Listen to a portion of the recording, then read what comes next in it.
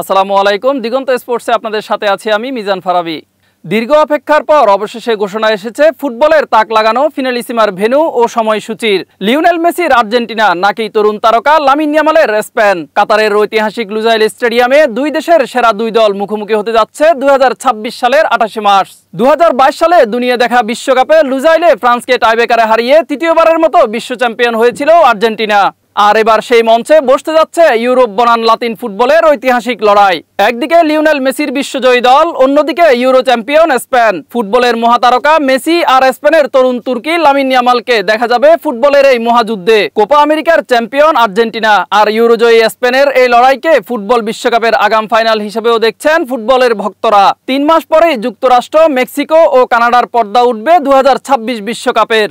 এর আগে ফিনালিসিমার শেষ আসরে ইতালিকে 3-0 গোলে উড়িয়ে দিয়েছিল আর্জেন্টাইন তারকা মেসির দল।